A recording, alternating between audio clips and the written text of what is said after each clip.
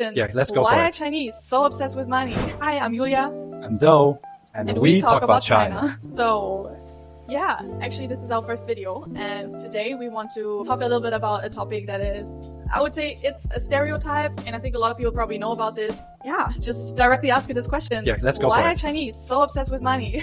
That doesn't mean not. Actually, this is a very classic question because you can see all over the world, Chinese, particularly those Chinese who studied abroad, like in North America or in Europe, there's so many Chinese that are obsessed with luxury brands, right? Mm-hmm. You can basically see them walking around with all the luxury bags, luxury outfits, etc. So first of all, I think that's because of our value toward money. So can you explain a little bit?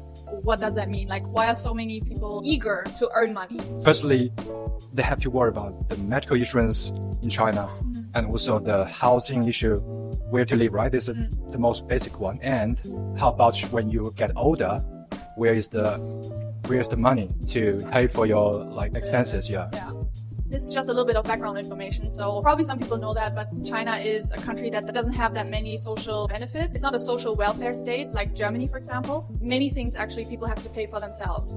For example, there is health insurance. You can buy that, but it doesn't cover all of the costs. There is a pension, I think. Not enough. Yeah, but Definitely also, not enough. Exactly, not enough. Which means it gives people a lot of pressure to, take care about their future themselves. Yeah, by the way, even recently there's news talking about the government just raised up the pension, but only 12 yuan. Oh. Yes, only 12 yuan. So you can see it's not enough. And I think something that maybe a lot of people forget is, yes, China, like if you live in China, the living expenses are lower than Germany. But if you look at, for example, the housing prices, education, if you have children, you have to spend so much money on those two aspects that, again, this is another factor that gives, especially families, young adults, a lot of pressure. Like, I need to earn money in order to be able to provide for my family and also, of course, for my parents, right? Because this is another problem because you have only one child. Nowadays, not anymore. Yeah, but again, if you look at back then, in my generation, in your generation, in my generation, even the big cities or at least not countryside, normally only one child.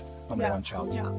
And all those factors basically contribute to this eagerness to earn money. Some people would call it obsession, but let's call it eagerness to earn money. And also this eagerness can help China to reduce the laziness because... I mean, some people say it reduces laziness. Okay. Because you have no option, right? Yes. Basically, if you don't work, you cannot count on some, money from the government, for example, to help you. To survive, help you to survive, yeah. That's why we like money in general. If you watch some stand-up comedian, right, there's many guys just making fun of those Chinese money value. Yeah. Like they, instead of saying Happy New Year, we say 恭喜发财, which means hope you get fucking rich, right? So that's funny. And I mean, what you mentioned in the beginning, like the luxury bags.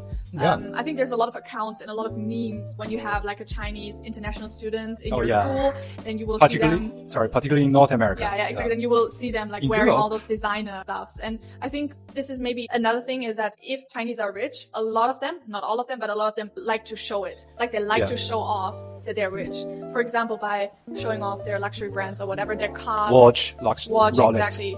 And I think in some societies, this can be a little bit weird. I think, for example, in Germany, right, people don't necessarily like you or want to hang out with you if you are a show-off. I mean, it's absolutely the opposite in China.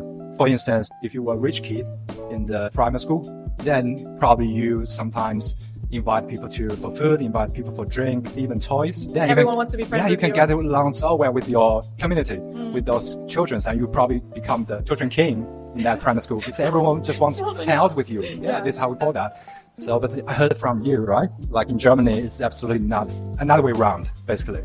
I mean, it could be like this, but I would say in most cases, that's not necessarily why you get a lot of friends. At least from my experience. Okay. Yeah. I mean, still, kids will probably, I don't know if you have the newest phone, watch, and all those kind of cool gadgets. Yeah. People will maybe think, oh, you're so cool because you have that. But let's say if your character is not cool, this is not a friendship that will last. Let's put it like this. This is it for today's video, and we hope you follow us if you want to learn more about China. Today was a quite common topic. Maybe a lot of people already know this, but if you're interested in more topics, or I don't know, you can also leave a suggestion what you want to hear. You can leave us a comment, and then we will make a video about it maybe. Yeah, why not? Okay, see you next time. Bye-bye. Cheers.